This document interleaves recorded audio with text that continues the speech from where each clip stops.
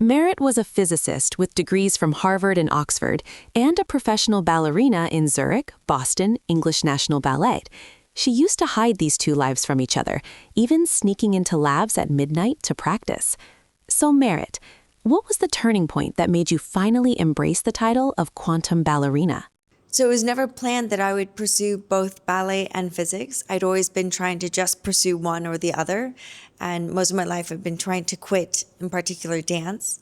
But I realized that after 10 years of having been able to pursue both, that actually dance was really enhancing my work in the physics lab during my PhD. It allowed me to come in with new energy. It gave me new ideas. It allowed me to broaden that aspect of my brain that is more prone to creativity. And that physics was actually really helpful in the dance studio. I could visualize, and I had all of the equations of projectile motion and moment of inertia and spin that I could use from physics to help me with dance. And I just realized, you know what, the more that I pursue both, the better this is. And that's when I decided, after a decade of trying to just do one or the other, I was like, you know what, why not? Why not both? Merritt works with industrial robots, like the UR-10E, to explore human-machine interaction. Merritt, how do you go about creating emotion and fluidity when your dance partner is made of metal and code?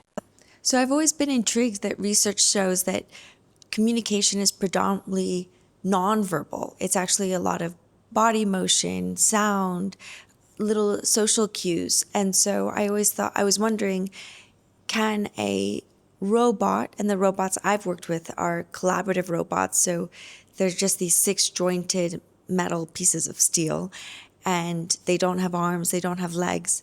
But I always wondered, can that communication also happen with something that doesn't have a human form? And it's intriguing how people will find emotion in the way that it moves, and there can be, and it can expand and show aggression and or curl up, and people really do see that it has a different emotion, perhaps shyness or fear or any slew of emotions. And it's just been really fascinating. And especially being here at Enchanted Robotics, it's like they're embodying not just it's like the physicality of the robot changes, and also the eyes and the ears, like everything.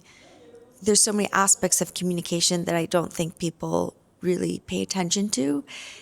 So it's been really nice that here at Enchanted Robotics, they show that they are thinking about all of the ways that we communicate. Merritt often shares that she faced 24 rejections before being accepted into a ballet company, all while managing her physics studies.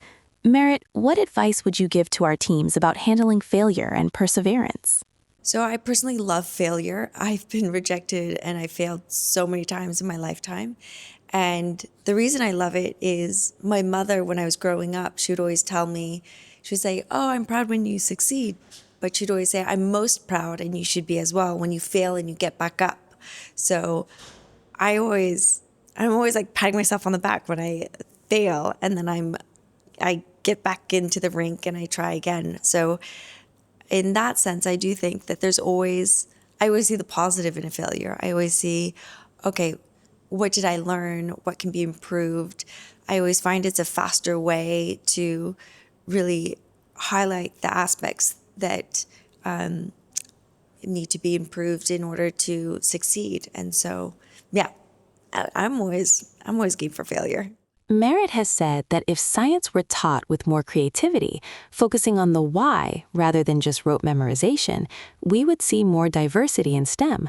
Merritt, how does thinking like an artist specifically help you in your scientific research? So I love this question. How does thinking like an artist help me in my scientific thinking?